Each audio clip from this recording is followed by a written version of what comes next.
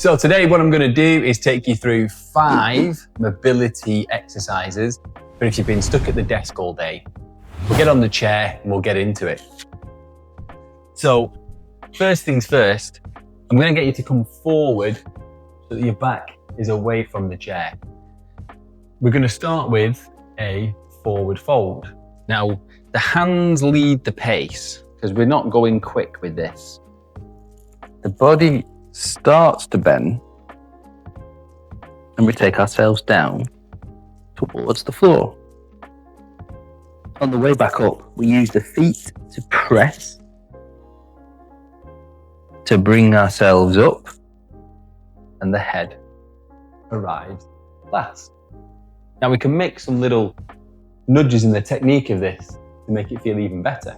So one thing we can do is we can focus on the bend, starting with the chin to the chest. Then we peel through the thoracic spine, start to get some bend in the lumbar spine. Then we get some bend in the hips and the pelvis. We arrive at the same point at the bottom. But when we get here, we're going to focus on the neck, lengthening through the back of the body. When I come away, I still press through my feet.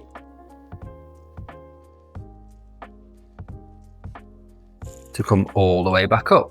And you notice my voice gets a bit strained at the bottom just because we're compressing the voice box. So it's not easy to talk at the bottom of the seated roll down.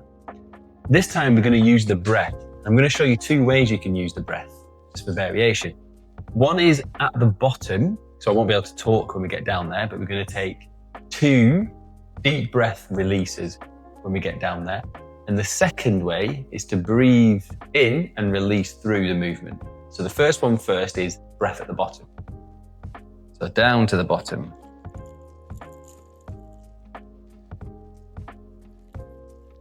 Breath in.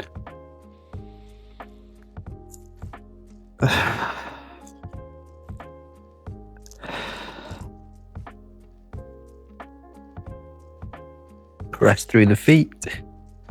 Bring yourself up. And then the second way is breathe in first. And then as you breathe out,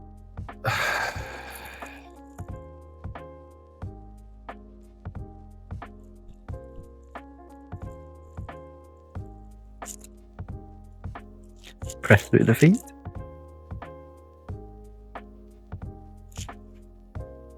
Great. There's stretch number 1.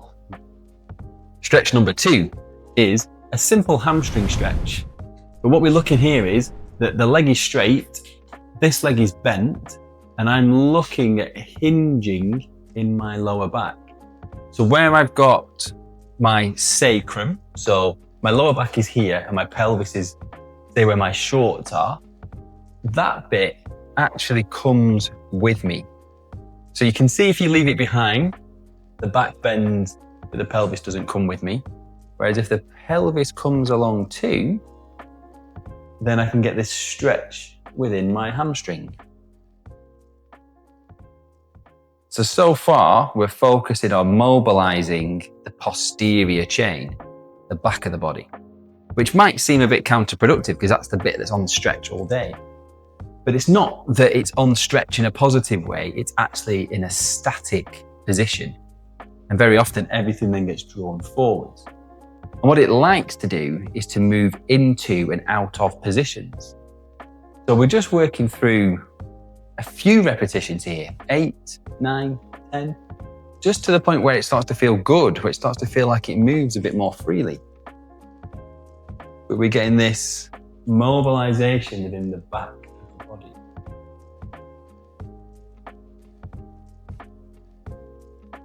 Okay, so that's the hamstring stretch.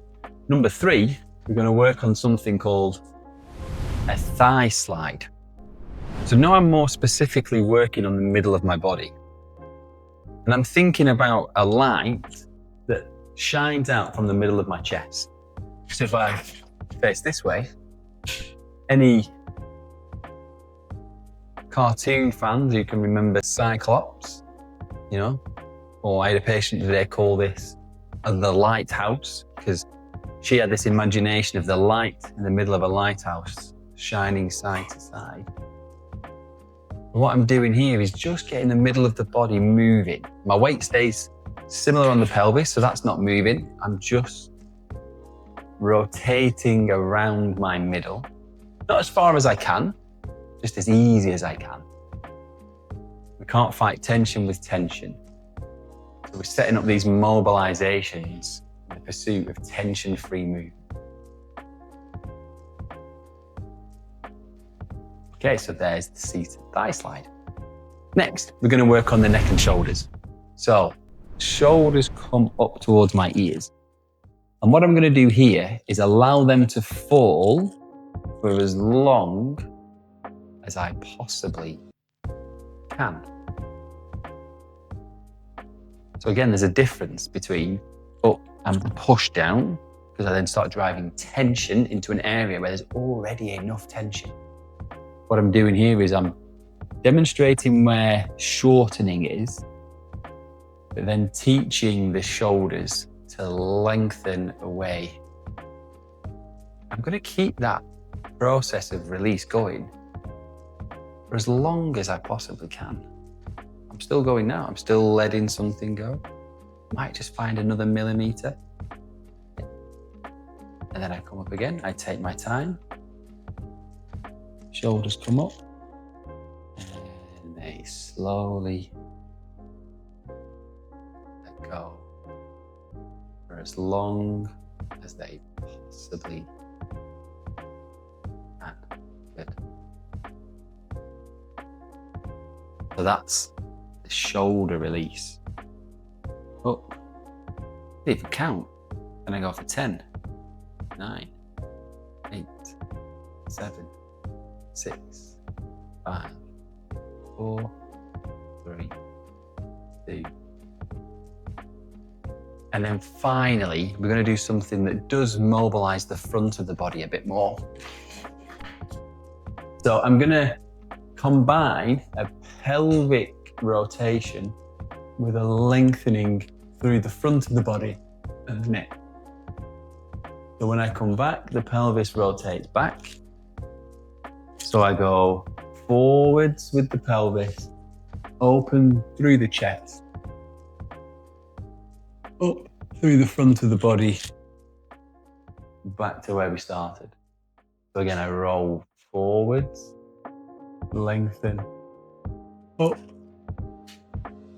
and really open up the front of that body as much as you can. So I'm not pushing this or forcing it.